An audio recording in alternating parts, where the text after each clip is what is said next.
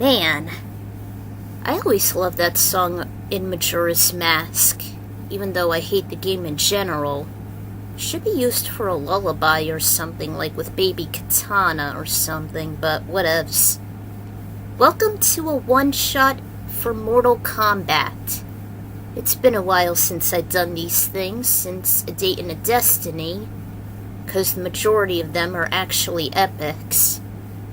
But this one is very special, and this was a recent one-shot I just written for Mortal Kombat, because it takes place like a few weeks after Armageddon, aka Final Kombat. It was just a random bunch of ideas that I had in my head for a while, and I've just finally had the story material to jot it all down. So, this one not only takes place after Armageddon, but also has a few elements from Mortal Kombat 11 and Aftermath, specifically with the time travel and whatnot. And a little spoilers, it does take place after 11 and Aftermath, but not with MK1 though. I'm not ready for Mortal Kombat 1 just yet. But this is like bonus material here, like filler after Armageddon. You'll see. Alright, here we are. Contentment. And you'll see why. Just a random one-shot of some ideas and figments forming in my mind.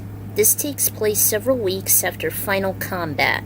Never thought I'd do another Mortal Kombat fic, even though I'd said there'd be a one-shot in the future, which I wasn't certain. But here we are.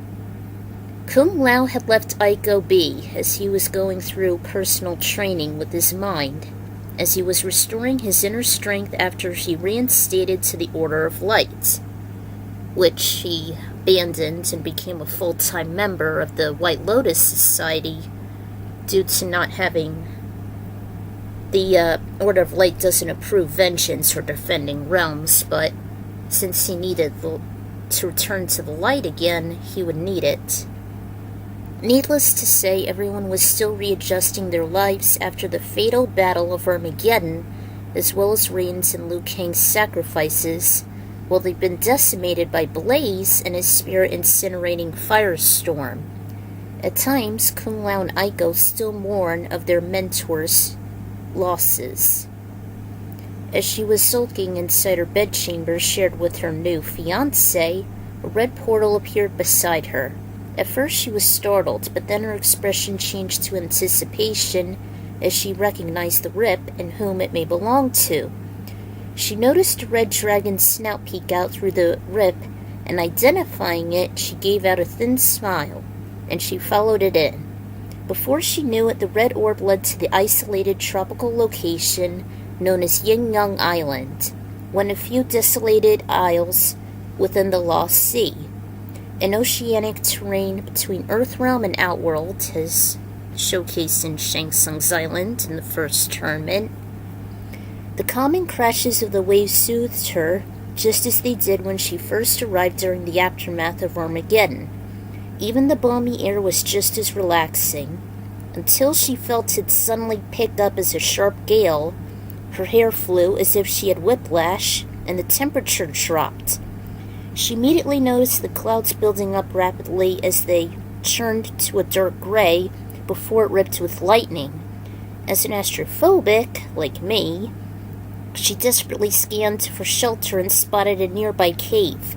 Without a care as whatever beast occupied it, she just dastardly ran into it as a torrent of rain was soaking her.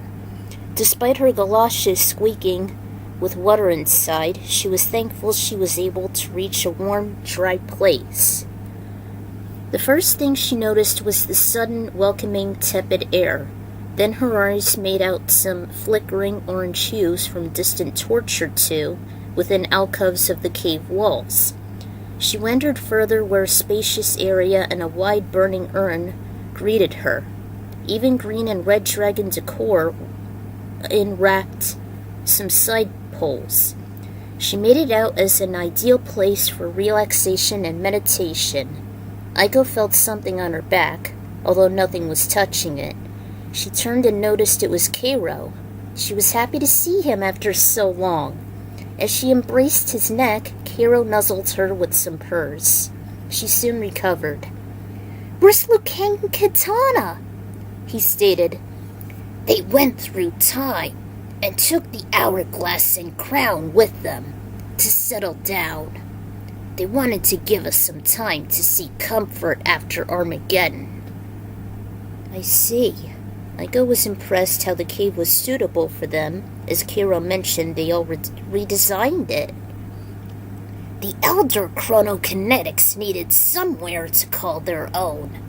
Better than the atrocious keep in the nether realm." And Caro should know because, in Final Kombat, he saved her life in the Sea of Blood, which you would see there. Aiko's peripheral vision picked up a few sudden flashes of lightning before there was a clap of thunder. Her heart skipped a beat as she whimpered. Knowing of her phobia, Caro relaxed her as his snout escorted her closer to the large burning urn, which was even emitting a calming fragrance. She perched near the display as Caro slithered like a snake behind it, giving her some space. She wondered how the aisle'd be protected from natural disasters, but with Liu's temporal abilities, he created a barrier to protect everything from harm. "Liu Kang, Kitana, and I have revenated this cove. We needed some place to settle ourselves, just as Taven and Orin did as Argus's and Dahlia's own sanctuary." Aiko complimented on the elders resetting time and making history right amongst the realms. She wondered if that was when she was sent back in time, although Caro mentioned something was still off. "It all started after Liu Kang became the fire god, courtesy of Raiden gifting him his holiness and his electrokinesis, reducing himself as a simpleton, and after the new savior decimated Chronica at the prehistoric era."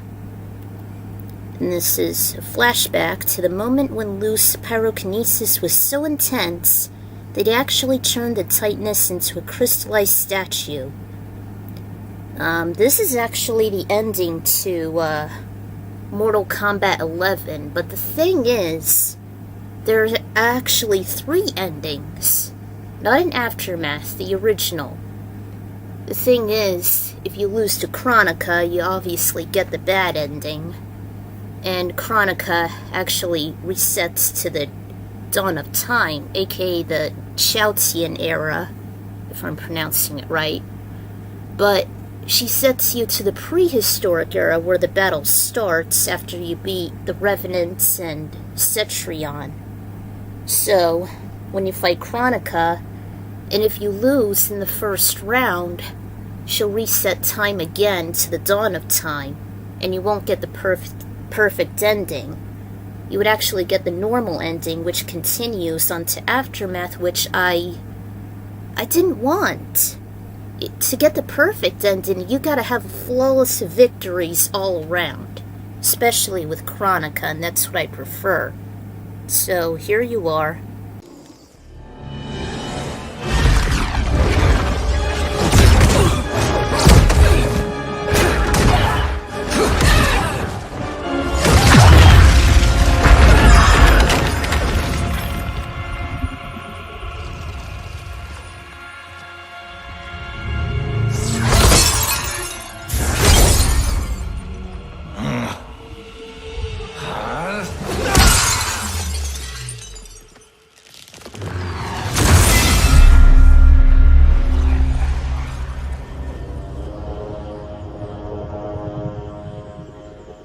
Our work is finished, Liu Kang.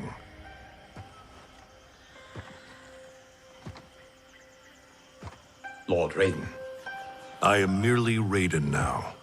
You have proven worthy to take my place as Earthrealm's new protector, Lord Liu Kang. You honor me, Raiden. The honor is mine, Lord Liu Kang. The sands of time are now yours to shape. It falls upon you to architect a new history.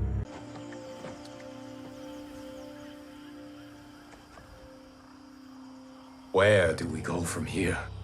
The sands of time are yours to shape. You must return the hourglass to the dawn of time and sculpt a new history. A better one. The fate of all realms in my hands? Raiden, I cannot do this alone. Yes. You will need a partner with whom you can share the eons. Kitana. Your destinies have always been intertwined. We are far in the past, but not so far that I cannot reach her. Return with her to the dawn of time. Sculpt the hourglass's sands to forge a better future. I look forward to meeting again in the next timeline. Then I will not say goodbye.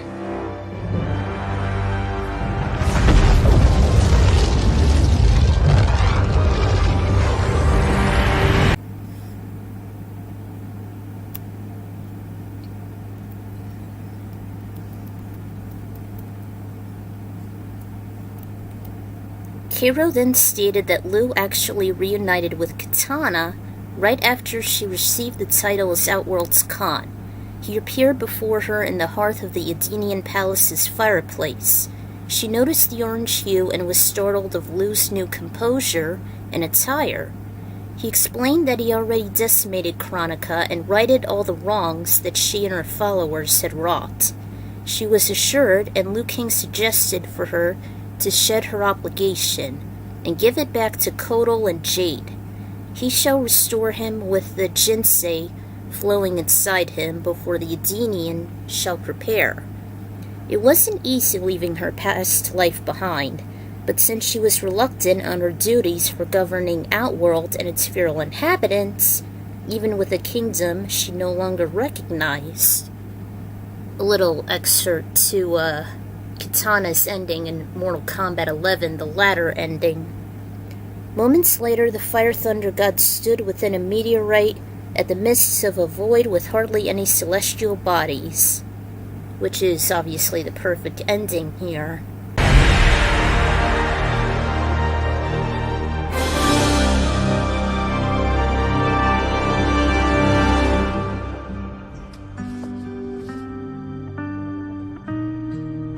Are you ready? Yes, but no matter how we sculpt the sands, we cannot plan for every possibility. Mortals will make their own choices. New evils will arise. Each realm must choose its own destiny. Whatever those choices, we will face them together.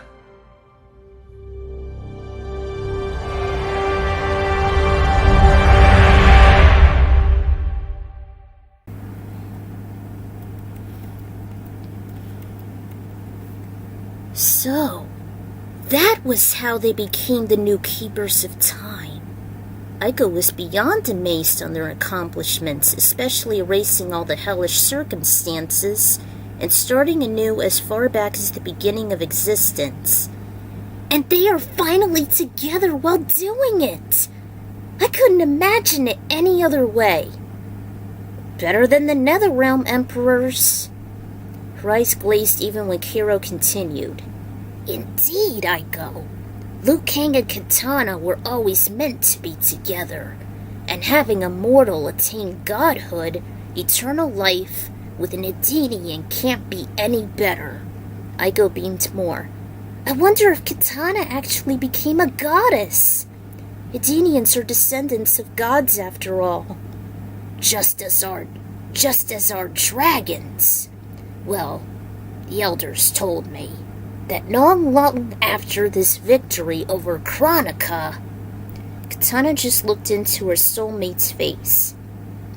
Have no doubt, Chosen One, you are up for the task to architect a better history.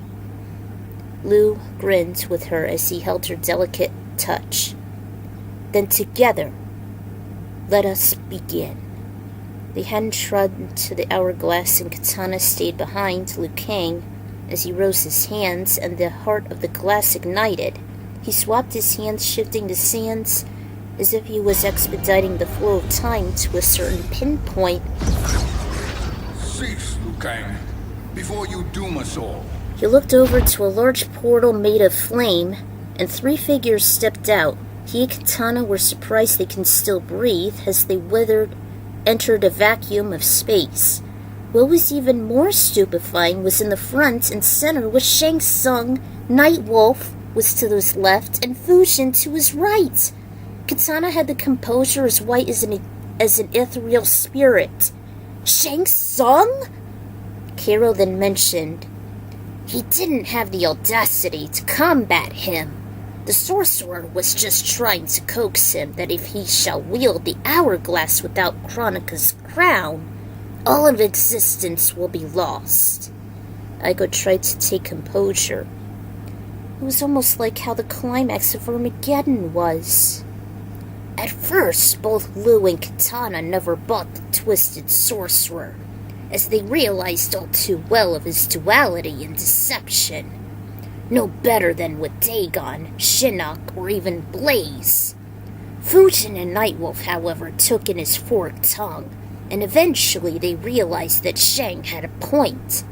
Through the memories of the Revenant counterpart, Liu recalled it was located in the Well of Souls upon Shang's abandoned isle. Kitana, however, refused his offer. Liu then had a pep talk with Fusion as Shang continued to discuss with Nightwolf and Kitana, and then he offered to stay behind with her and the hourglass while the trio shall proceed. Why would he do that? I mean, has he not recalled his brother's death? Or his own by the Deadly Alliance? This was a different era, Aiko, unlike our own. After you escaped from your destroyed future, things occurred radically different from yours. Someone needed to stay with the hourglass if there should be an anomaly, and he offered for Kitana to stay, to keep her out of harm's way. He only allowed the warriors to head through the portal to the current time before Jax and Jackie retrieved the crown. Was Raiden still around? Yes. He was his unaffected self as he received the news from his brother. However, nothing has boded well. Caro summarized all the numerous deaths and sacrifices throughout the grand mission as the quartet headed en route to Kronika's keep. Over the Sea of Blood, Liu and Kitana observed their friends dying in large quantities, from Sindel and Khan fatally wounding the Elder's past vessels, to Lao being thrown overboard after receiving the same fate, to Johnny, Sonya, Cassie, and Jackie being enslaved as concubine, Liu's Revenant having his leg shattered with which the ripple of time affected his past self, letting the undead and Garrus live on.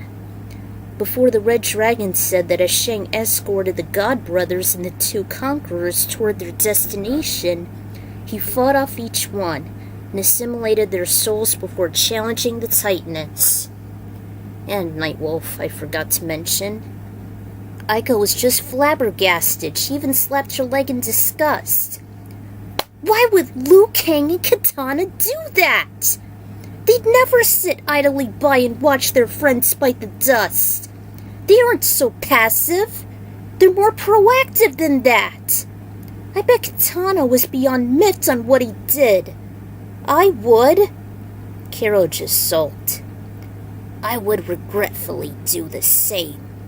But I guess he was just waiting as Shang was clearing the playing field.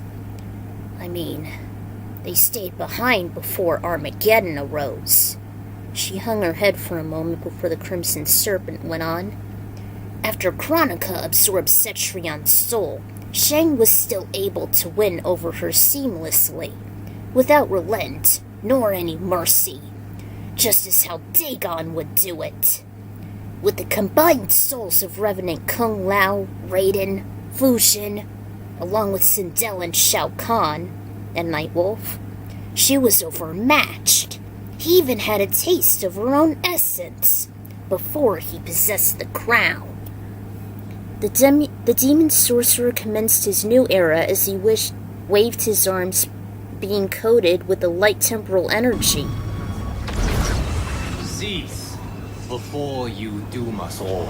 At the sound of a familiar oriental tone as Shang caught thermal light in his peripheral vision, a fiery portal ignited to his right and fire god Liu Kang came storming out. Never faced by his intimidating presence, Shang just greeted his old arch-nemesis. Liu Kang, I thought your duties required you stayed behind.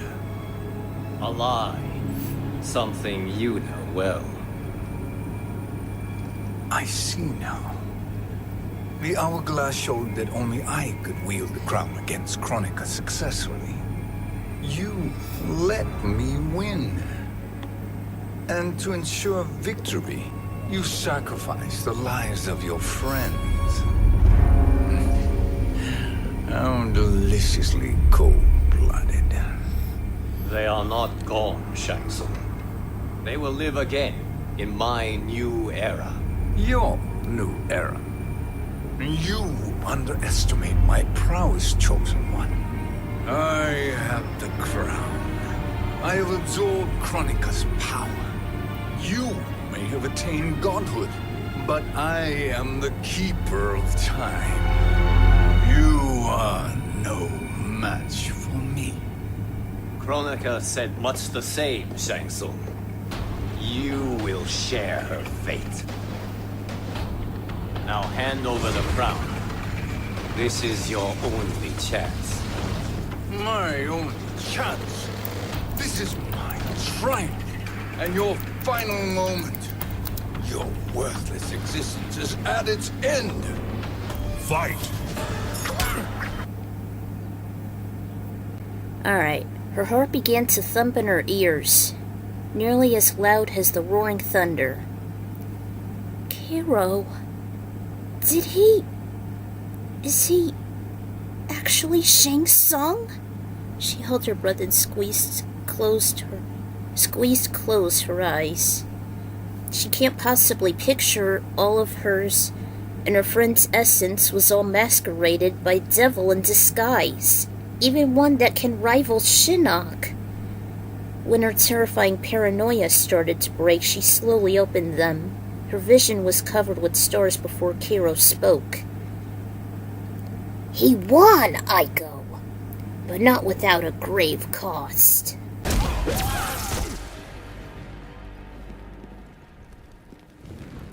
Make no mistake, Shang Tsung. You have chosen this fate.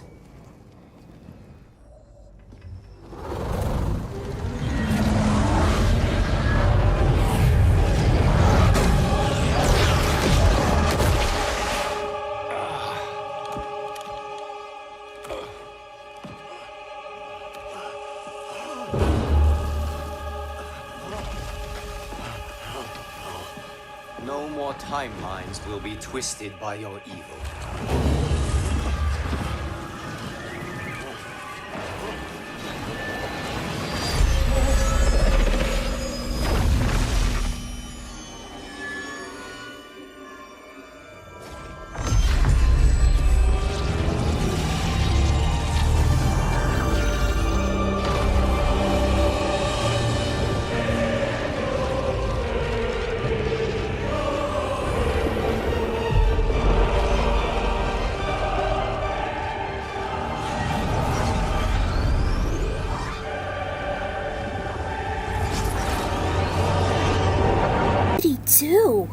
Caro then went on.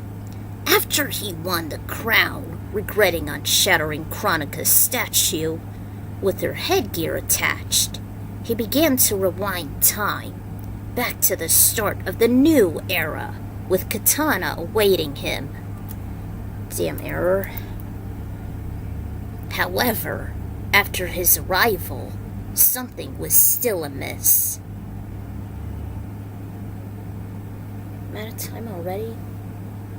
Although the portal was still foggy, Liu still marched toward the hourglass's eye, never missing what transpired in 2008. By the time he broke through, his vessel suddenly began to weaken. He became limp as if his energy was being sapped out of him like someone slurping a cup with a straw. His sight abruptly went fizzy. He became lightheaded, and he sharply fell to a crouch. Cut some of that stuff out. Alright. He struggled as he removed the crown, as if his arms were being weighed by heavy gravity. It took that simple task most of his endurance as he slowly started to lay on his right side. Kitana raced toward her life partner, alarmed, and somewhat she knew he wasn't Shang, who won over the power of antiquity. She caressed his cheek, which was tender to the touch. Liu Kang! Hearing her serene voice was just music to his ears despite his battered body. The crown is safe, he replied and he looked down his side and noticed he affirmed this. After a slight grin, she kissed him on the forehead, and he never grimaced. Kitana, wake me up when the realms are created. She swallowed a lump in her throat before she nodded and took in his request. She watched him slowly close his eyes and became very still. She was alarmed, thinking she lost him forever as she attempted to feel a pulse with shaky fingers. The thumps were very faint, and before she knew it, she saw the crown that Liu relinquished and hesitated before she put it on. She shut her eyes for a few moments before she activated a portal and dragged Liu Kang into it, even using her adrenaline.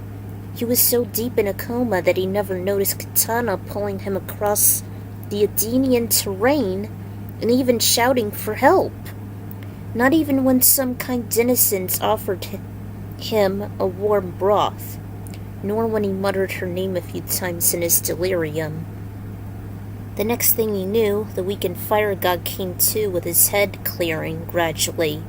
He hardly made out the cozy bedchamber as he saw his beloved look over him. Kitana, she caressed him. There now. You've been asleep for 14 hours. We are in Edenia, Liu Kang. Gave her a questionable look. How? If it's been 14 hours, she glanced to his side drawer. I needed to use the crown in order to expedite time, to save you. You wanted the realms to be restored, but I could wait no longer and let you die. His heart warmed with gratitude. Thank you. She rubbed his head before they made a passionate kiss. From then on, she never left his side, and it was fortunate that even the monarchs pitched in. Needless to say, it took all of Kitana's will to not be shocked seeing her parents alive and well, even when she hadn't been born yet. This was like a fish out of water, but Liu was her anchor, never letting her go astray. Over time, Liu's strength began to regenerate, but he seemed too fatigued to let loose his jinsei prowess. He theorized the Earth realm was still too primitive and underdeveloped than the majestic kingdom, and as time passed, he began to become more accustomed and even attached to the friendly subjects, even the hierarchs. The regal, peaceful atmosphere was like his home away from home, despite the occasional pangs to return to his own realm and time. Luckily, Kitana's moral support, along with the Edenians, gave him the comfort and strength he needed, yet still he wasn't entirely whole. He was actually knighted as one of Edenia's best royal guards, even betrothing to the future princess, though they never mentioned it. He actually met Argus as well. Aiko's eyes widened. Wow, this must be quite an honor.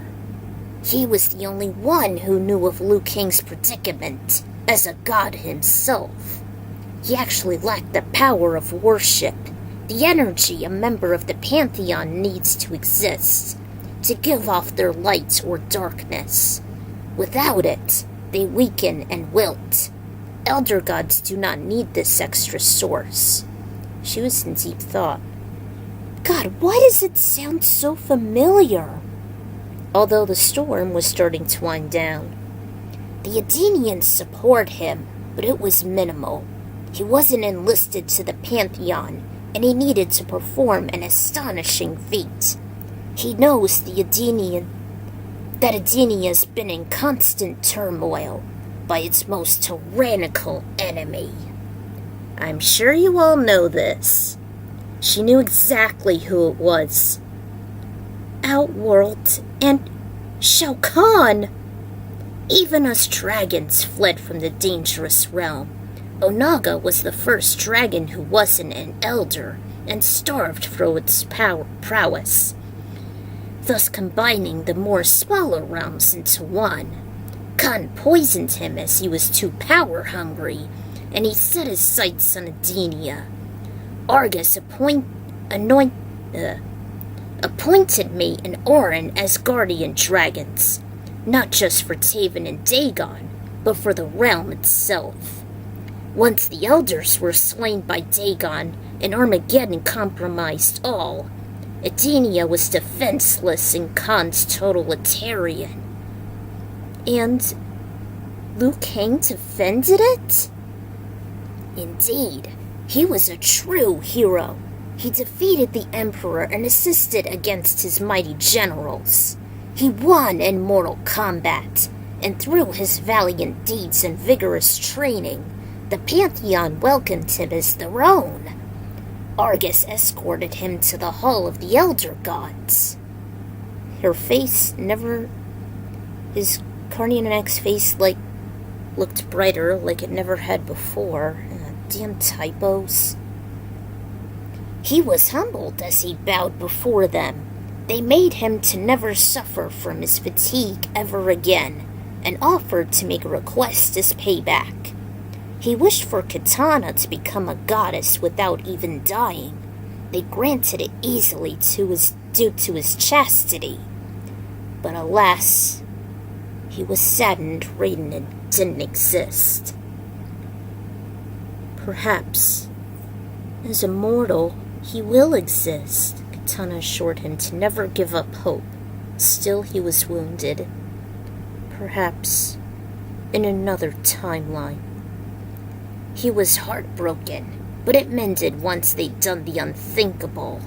The Edenians helped them to become one. You mean they... Caro just nodded with a wide grin and blazing eyes. He didn't mind her jumps of joy nor her enthusiastic stims.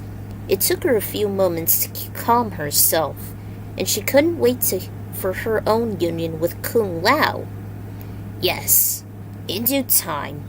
Caro made a serious tone to have her grounded again. Liu Kang and Kitana finally embraced their love for each other, and he offered to take themselves back to the Hourglass, to go to the Chaotian era to avoid the watchful eyes of the Elder Gods and the Titans. They got intimate. Aiko envisioned of the heavenly couple being intertwined. Then her mind abruptly stopped. Wait! Hold up! She forced an erotic visions from her mind. If everything was so euphoric and going so well, then how in the hell did we end up here? There must have been like an Achilles heel. What happened to them? Caro sulked. Something did transpire. A tragedy Liu never anticipated. Content, he fast-forwarded to 1492 and met the great Kung Lao. And this is where you will see the last part of the perfect ending.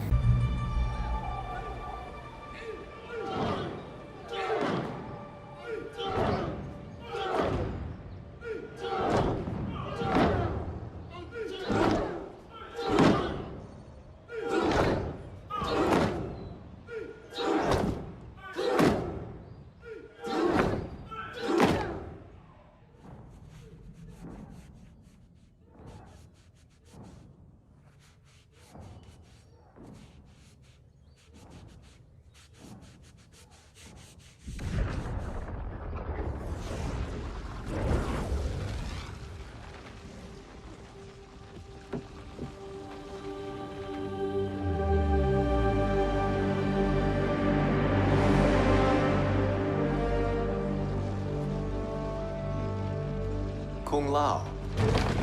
Where did you... Who are you? I am Lord Liu Kang, God of Thunder and Fire. God of...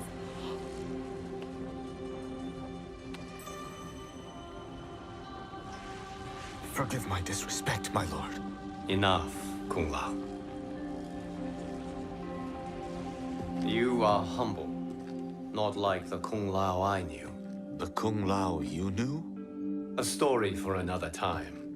I have chosen you as my champion, Kung Lao. We have work to do. You must be prepared, trained. Trained? For what?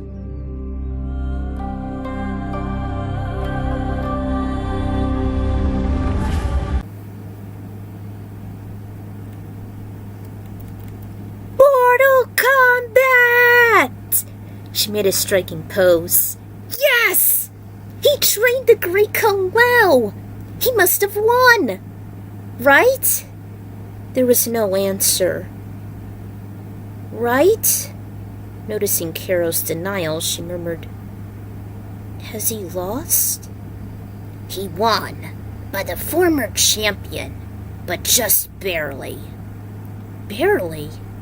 He did win against Shang Tsung, and then 5 decades later, there was Caro.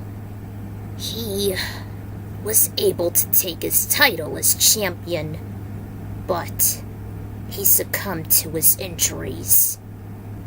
Did he? Liu Kang saw his disciple collapse onto the octagonal arena. He rushed to his side, encouraging him to stay alive. Unfortunately, since Jen was still mortal, she passed on before him in the next tournament. She wasn't killed by Scorpion this time. His master was all he had, and they'd grown close. But even those he fought with all his might, it still wasn't enough. His limbs were broken, his body disassembled. He could barely keep his eyes open and his breathing steady. No matter how hard he pleaded, his life was fading. Liu refused to let his prodigy go, as he was like a son to him for 50 years. Even his comfort after Jen died of natural causes. Still, the fire and thunder god watched his prodigal son fade. Don't go. Kung Lao. Don't. Oh. With quaking hands and a hoarse throat, he saw him close his eyes and tilt his head to the side. All he did was whimper, No, please don't. He soon collapsed beside him as he quivered and let his tears flow. Damn errors. Once the great Kung Lao passed away, his soul wasn't taken. At least that wasn't what Liu and Kitana thought. However, after they lost him, she couldn't convince him to go back in time and try again. He couldn't bear witness to this tragedy, and so Liu decided to undo everything. Aiko just let out a quiet whimper. Caro. He erased all of his and Kitana's history as they went back to the dawn of time once more.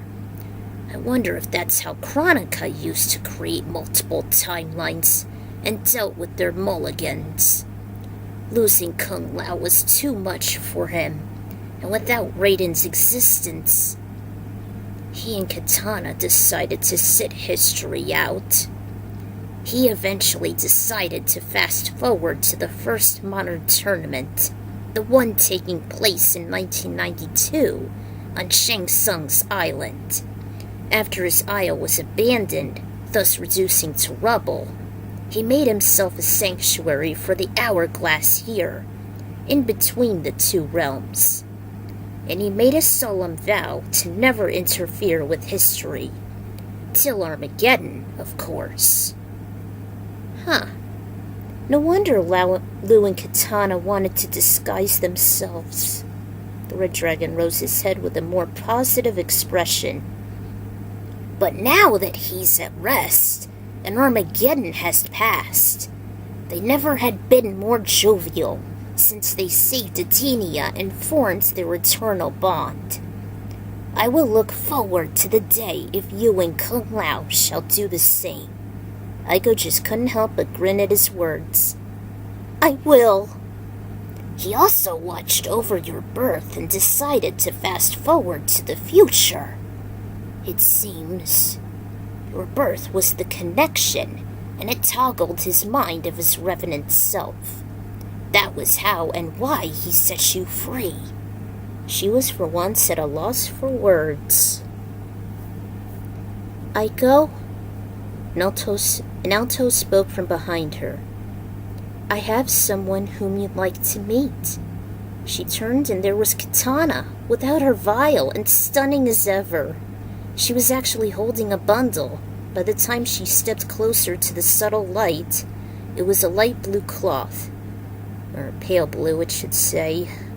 Aiko slowly went toward her, as Caro slithered around the urn and elongated his neck to see a blissful baby boy with jet black hair. He cooed as he started to stir. His sapphire eyes began to sparkle like the gems themselves, and the cardiokinetic tried her best to keep her ecstasy at bay. Her smile grew. Astonished, she managed to settle. I can't believe you did it. Yes, Aiko. You were right when you mentioned I shall pass the torch of the Chosen One. To her astonishment, there was Liu Kang. There is Kung Lao, but our son Chiang Kang will live on his destiny. And Caro, you will be a guardian once more, with both the hourglass and our kin. I am deeply honored, Lord Liu Kang. No, Caro, the honor is mine. The god bowed back. You were trained for this very moment. Kitana was the ref as I prepared him in combat, even when he dealt with my dragon animality. He has then proven himself as the new keeper of time. I have even staunched his aging, as he grew ancient through eons of watching over Dagon and torment by him. You have truly earned this. I am forever in your debt. He made a toothy smile, and Kitana murmured in her tired tone that she'll be putting herself and Chiang to rest. Liu just smiled and gave each of them a warm, deep kiss before they left. I can't believe you two pulled it off. Indeed, I have never been this content since I first married Kitana. It was something I always wanted since I was young. And that relationship has lived on through the eons, and it would still. Our son has been our salvation. He then mentioned Liu, Oren, Taven, and the royals were there for Kitana during her sickness and labor after he first escorted her to Edenia over the previous weeks. After the delivery, she rested for several hours before they headed home. Liu was astonished to become a father, especially to a gifted demigod. She immediately took out her heart gem and handed it over to the champion. He took it and clutched it delicately. Chiang would be honored to have this gem. I am certain Kung Lao awaits you. Make him proud, and you shall be free to visit us any time. She would cherish the past history of the two heroes she admires. By the time she saw Kung Lao emerge from the Temple of Light, she couldn't wait to tell him all about it. Ugh, good. I thought it was a nice idea to have Liu as a god still have limitations, to receive prayers in order for them to maintain their strength. I'm sure Raiden and Fujin need it, and it always reminded me on how the protagonist in ActRaiser functioned. The Master was introduced before Mortal Kombat, a year or two ago. and it always made me feel as the hero since I was only 4. I also wanted to give Caro a more pivotal role than he was in Armageddon. It took place a few weeks after Final Kombat, or I should say several, and since I saw the Keepers of Time trailer involving Garrus and remembering the fates of all realms was too much for Liu, someone had to keep things in check. So, since Caro volunteered to stay without Dagon, he was given a better purpose. And what better trainer than with Liu Kang, even when using his dragon form? I can't wait to see it in action as the new fire god and keeper of time. Oh, please make this happen, NetherRealm. You didn't do this in the last game. Not with 11 or Aftermath. You only shown a fire dragon as a fatal blow. Never saw dragon animality.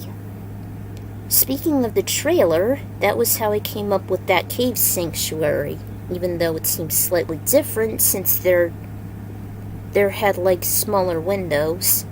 Since it's still in between realms at Yangyang Island and the Lost Sea, even though Garrus' turf hasn't been unveiled.